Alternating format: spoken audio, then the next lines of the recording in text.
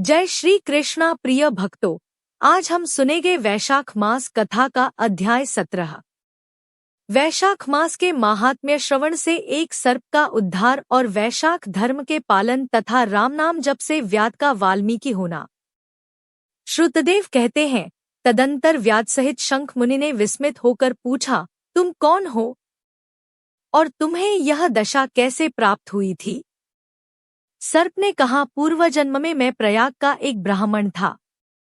मेरे पिता का नाम कुशीद मुनि और मेरा नाम रोचन था। मैं धनाढ्य, अनेक पुत्रों का पिता और सदैव अभिमान से दूषित था।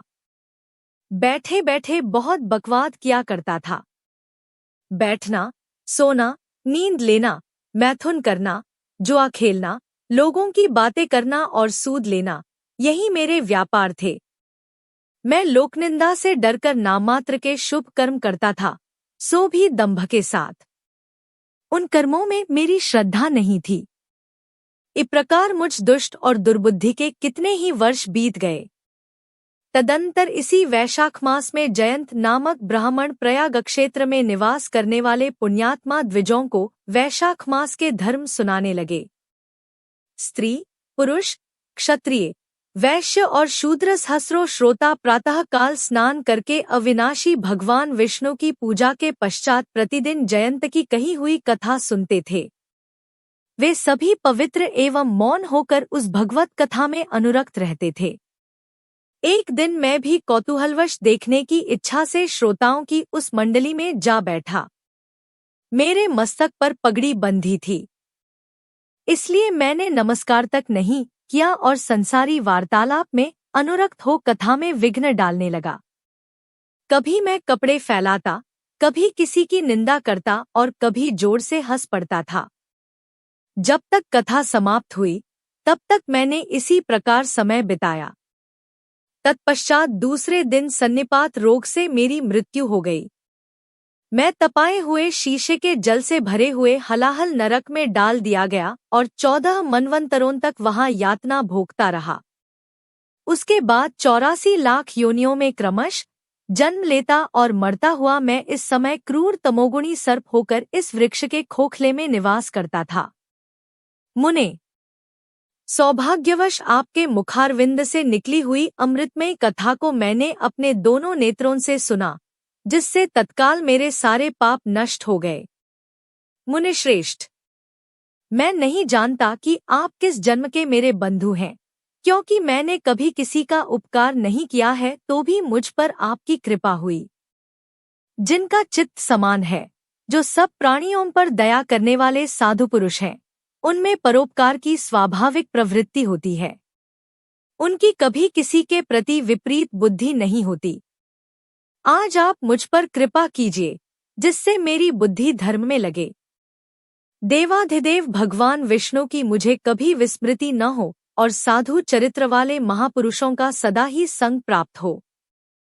जो लोग मद से अंधे हो रहे हों, उनके लिए एकमात्र दरिद्रता ही उत्तम अंजन है। इस प्रकार नाना भांति से स्तुति करके रोचन ने बार बार शंख को प्रणाम किया और हाथ जोड़कर चुपचाप उनके आगे खड़ा हो गया।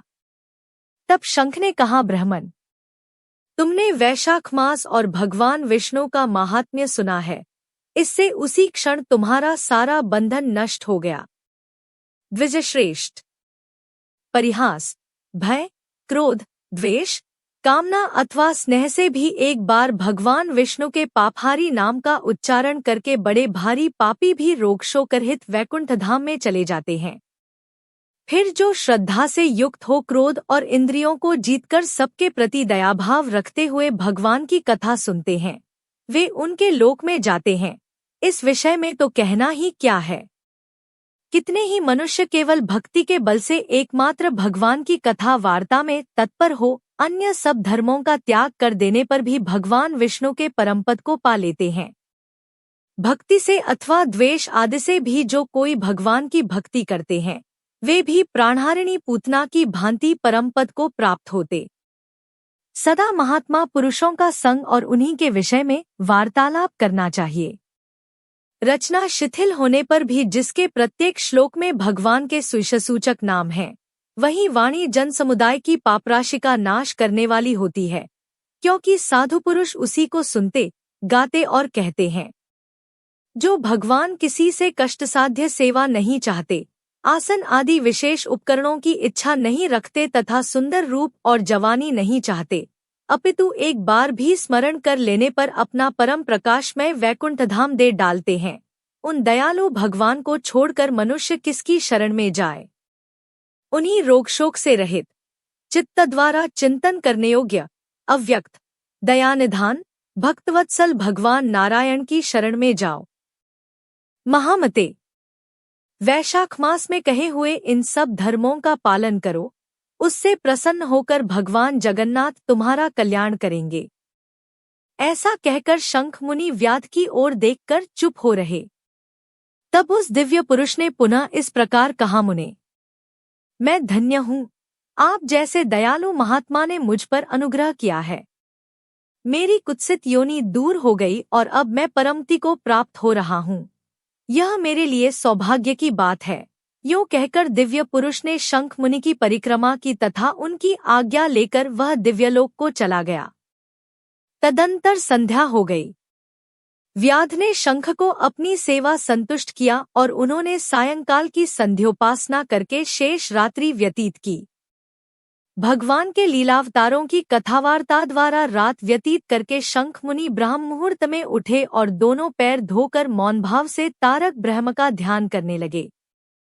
तत्पश्चात शौचादि क्रिया से निवृत्त होकर वैशाख मास में सूर्योदय से पहले स्नान किया और संध्या तर्पण आदि सब कर्म समाप्त करके उन्होंने हर्षयुक्त हृदय से व्याध को बुलाया। बुलाकर उसे राम इस 2 अक्षर वाले नाम का उपदेश दिया, जो वेद से भी अधिक शुभकारक है। उपदेश देकर इस प्रकार कहा, भगवान विष्णु का एक एक नाम भी संपूर्ण वेदों से अधिक महत्वशाली माना गया है। ऐसे अनंत नामों से अधिक है भगवान विष्णु का सहस्रनाम। उस सहस्रनाम के समान राम नाम माना गया है। इसलिए व्याध, तुम निरंतर राम नाम का जप करो और मृत्यु पर्यंत मेरे बताए हुए धर्मों का पालन करते रहो। इस धर्म के प्रभाव से तुम्हारा वाल्मीकि में दूसरा जन्म होगा और तुम इस पृथ्वी पर वाल्मीकि ऋषि के नाम से प्रसिद्ध होगे। व्याध को ऐसा आदेश देकर मुनिवर शंख ने दक्षिण दिशा को प्रस्थान किया। व्याध ने भी शंख मुनि की परिक्रमा करके बार बार उनके चरणों में प्रणाम किया और जब तक वे दिखाई दिए तब तक उन्हीं की ओर देखता रहा। फिर उसने अति योग्य वैशाखोक्त धर्मों का पालन किया। जंगली कैथ, कटहल, जामुन और आम आदि के फलों से राह चलने वाले थकेमांदे पथिकों को वह भोजन कराता था।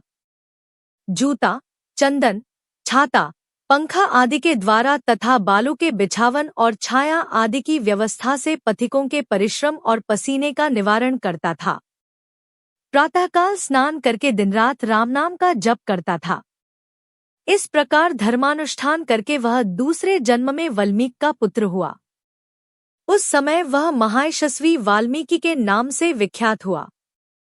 उन्हीं वाल्मीकि जी ने अपनी मनोहर प्रबंध रचना द्वारा संसार में दिव्य राम कथा को प्रकाशित किया, जो समस्त कर्म बंधनों का उच्छेद करने वाली है।